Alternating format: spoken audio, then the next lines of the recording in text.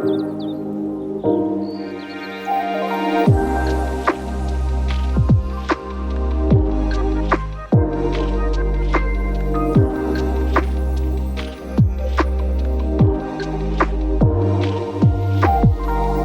we're studying cults. Thank you to the lovely Discord community for bringing them to my attention. At first glance, this producer with 1.5 million monthly listeners just sounds like your average lo-fi or chill hop producer. But when you look under the hood, there's a lot of moving parts and interesting production techniques going on. This isn't the busiest project we've looked at on the channel, but there's definitely a lot to get through. So let's jump straight into it.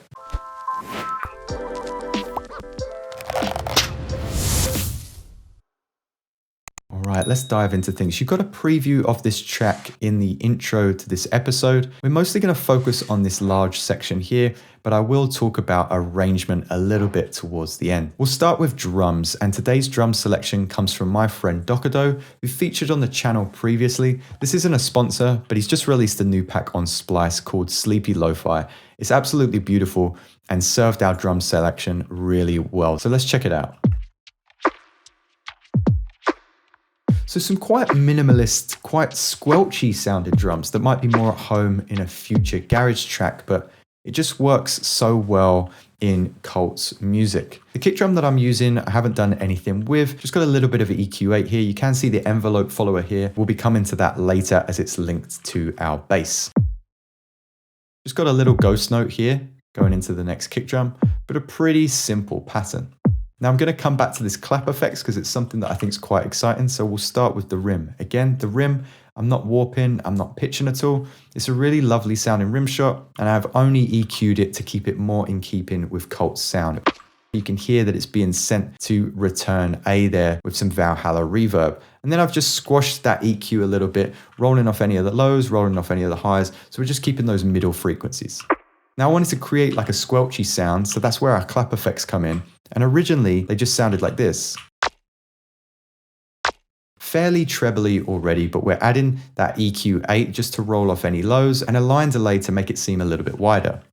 But then the Valhalla reverb gives it more of a reverbious, wet sound.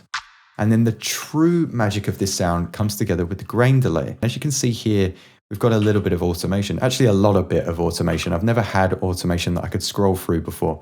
But what we can see here is that first the delay is being pitched up and then it's being pitched down, back up again, and then back down somewhere in the middle. And this gives a really cool like squelchy effect that we can tie to our snare. Let's bring that snare in.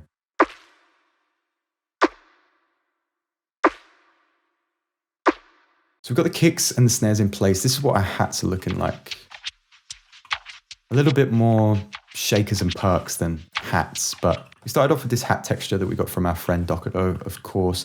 And this one I'm pitching down 5 semitones. It was originally a little bit higher. I'm just chopping up the parts of that rhythm that I liked, rearranging it slightly and panning it ever so slightly to the left.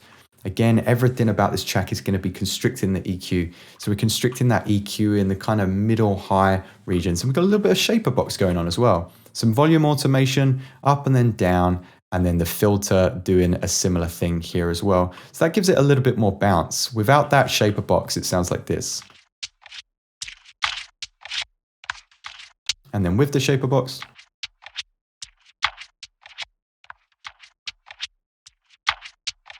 not worlds apart, but there's just some attention to detail there. A shaker here, not doing anything too exciting, just kind of chopped up 2 beats, and we're chopping out the occasional beat at the end of the bar just to give it some rhythmic value. And then we've got a single hi-hat just to signify the downbeat of each bar. Let's put all of our drums together. And then let's look at the processing. Just rolling it off ever so slightly. We don't want it to be super bright. So we're keeping that quite dark, and then I'm using Lifeline Expanse. We've got the format here, reamp width on, but space is off. I didn't want any extra reverb, and without that Lifeline Expanse, it just sounds a little bit darker. Just has a little bit more sparkle, it comes to life a little bit. For the first time, I've separated this project up into light and dark instruments rather than their corresponding families. Drums with drums, percussion with percussion, and then melodies, bass, etc. Now I've separated it into instruments that I want to roll off and keep in the lower regions of the EQ, and instruments that I want to be in the brighter space of the spectrum. This is what I have in the dark group.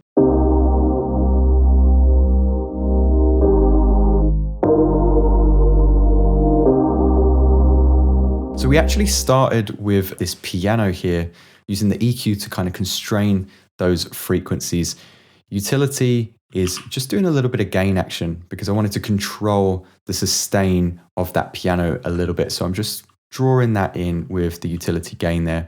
My low-fi plugin, which you can grab from the Patreon, as well as this project, of course, just to give it a little bit more pitch wobble. Without that low-fi plugin, the piano sounds like this. And then with it, so you might be able to hear just a little bit of pitch warble in there, and then a little bit of linear EQ at the end. I coupled that with the reverse piano, and then that gave it kind of almost like resonance, a reverb if you like.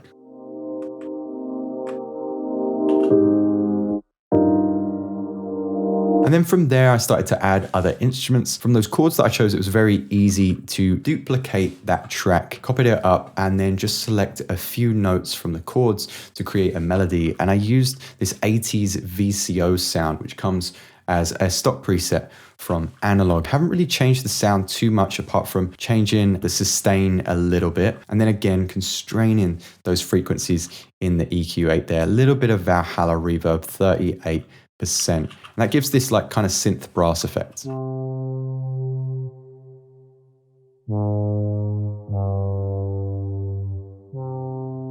Very simple, just to add in a little bit of texture. A lot of the bass comes from this housey bass sound. This housey bass sound is actually something that I'm going to save to use in future because it comes as a stock preset in Operator, but I've changed it just ever so slightly so it's got a little bit more attack, and I've kept basically just the fundamental frequency of the sine and just kept a little bit of the resonance sound from oscillator C. This gives it almost like a respaced tone. It's really lovely, but it does kind of ebb and flow in volume, which is why we've got the limiter at the end there, just to keep the frequencies at the same dynamic. You might not be able to hear that if you don't have headphones.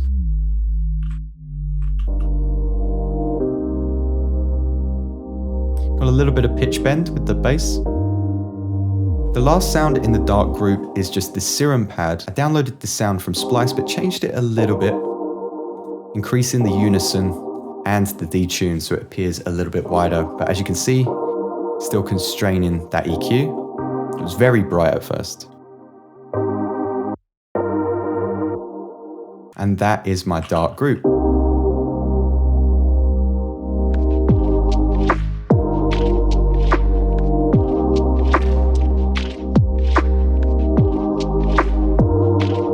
I want to quickly interrupt today's episode to tell you about our sponsor, DistroKid. If you watch the channel regularly, you know that I love DistroKid, and I always say that they make it so easy to get your music on over 200 platforms, which is still true, by the way. But I'm not sure if you guys are aware just how much effort they put in to stay relevant and keep updating their tools. One of the tools that I really like to use of late is their Canvas generator. DistroKid has a ton of themes to fit the vibe of your music, and all you have to do is select it, tie it to your song, and you're good to go. I honestly can't say enough good things about DistroKid, and that's why they've been a sponsor of this channel since pretty much its inception.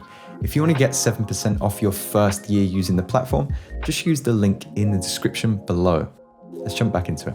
So here's the bright group. With the bright group, it gets a little bit more interesting. We have a lot more kind of reverbious instruments, but we're going to start off with a little bit of percussion.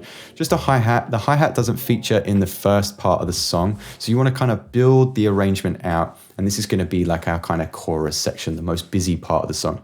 So we've just got two types of hi-hat, and you should be able to hear them pretty easily here. I just made sure to select those hi-hats and then warp them by beats, transients, the forward mode marker, and then taking that envelope down to 16. There's a little bit of sidechain compression on that hi-hat just to duck it with the kick drum, but that's about it. And then I used arcade. I've bounced this sound in place because arcade's a little bit heavy on the CPU. I found this lovely vocal that I wanted to use in amongst the beat. You probably heard it in the introduction. And what I've done with this vocal is just increase the reverb mix towards the end of the vocal line, so it becomes really quite spacious towards the end of the line. It's a nice little technique to use. I've used it in other videos, especially when using output products like Portal. It's really nice to get some kind of granular synthesis stuff towards the end of a vocal. I've done something similar, but not the same, on the lead up to that vocal. And I just took that first part of the sound, drenched it in reverb, bounced it in place, and then reversed that reverb so we get this effect. And then I just have a lower version of that vocal, just pitched down 1 octave. Awesome. A little bit more arcade action as we move down here. Found this little melody line, part of the same pack as the vocal. Making sure I slide up some of the frequencies with the EQ there, because we've got a lot of Valhalla and delay. I didn't want all of those frequencies to be in the mix. I'm just kind of sweeping stuff off, which will have a knock-on effect with those later effects. This next part here, I actually didn't end up using, so we're going to get rid of that one. And then further down, I've got just another synth brass patch that I made in Serum. Kind of got this trumpety sound. I just wanted kind of a lead line or something that would hook the listener in. I definitely stole that from Cult's track for sure. Just making sure to pan it from right to left so there's a little bit of movement in the track. And then we're on to the brighter stuff. Got this saw pad here. Notice that this is almost like a future bass chord progression that Cult had in his track that just brings a little bit of brightness and width to the chorus section.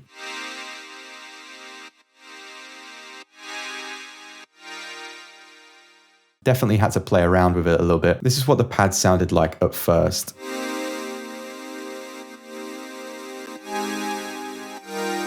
So I've got this like weird saw triangle wave that you can get in analog here with 3 unison. It's got a little bit of attack, a little bit of the filter there, and any effects. We've got the compressor, hyperdimension, delay, EQ, filter, reverb there. Take a screenshot, use that in your own tracks. Got the EQ8 here to really constrict those frequencies, even taking out some middle harmonics that I didn't really like.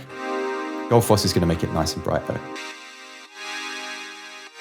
So anything that was lost is kind of added in volume and in brightness. And if you see Goldfoss, it's really putting the work in the brighter parts of that track.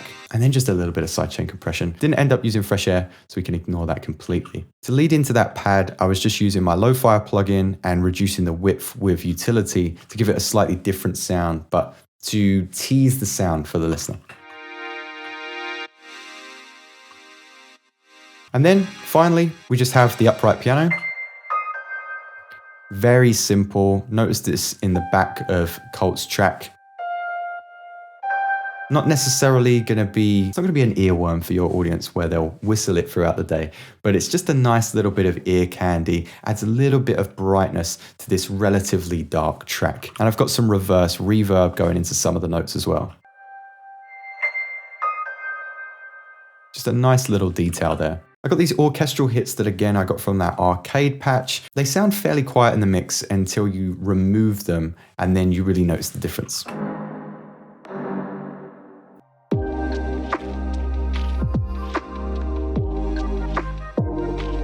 Put it back in.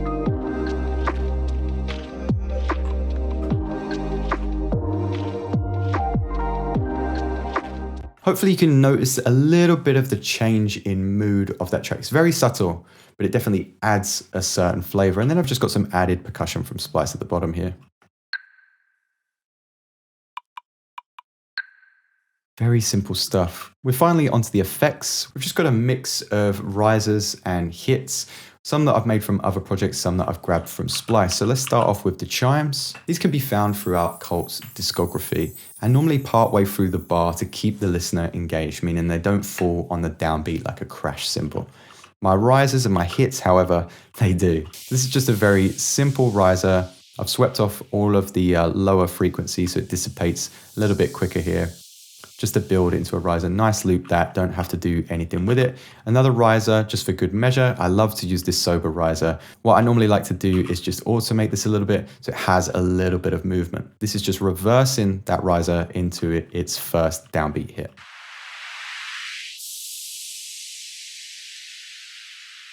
And then we've got some rise and hit stuff here as well. With a little bit of automation on the auto pan, we've got the delay and the EQ8 as well. Just some strings and chimes that I heard within Colt's tracks there really adds a little bit of air to the track, and then one final riser at the very end. So there really is quite a lot of attention to detail when it comes to the atmospheric noise.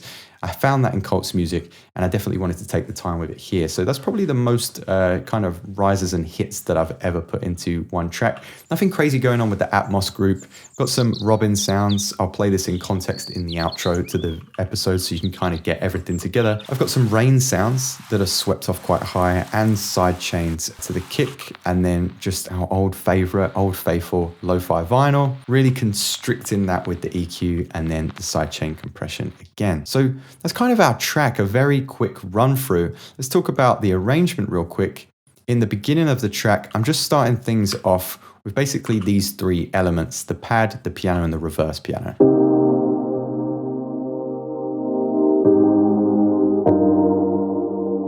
I definitely have the atmospheric effects there and the occasional riser, but it's pretty much that to set the scene. And then we've got a very easy drum beat without the percussion and without the double time hi-hats coming in later. Got a little bit of the brass, and of course that vocal that you heard.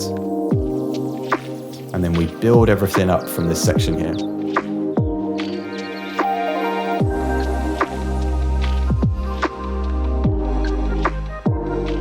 So the full warmth of the track coming from the bass here. Colt. So happy to have had this brought to my attention, and a really enjoyable track to make. Let me know how I got on. Let me know what you want to see in future videos as well. Of course, if you want to download this Frozen project, if you have Ableton. If not, don't worry, I got the stems as well over at my Patreon, as well as other goodies, and I think just one space or maybe two for one-to-one tuition. As always, guys, thank you so much for stopping by, and I'll see you next time.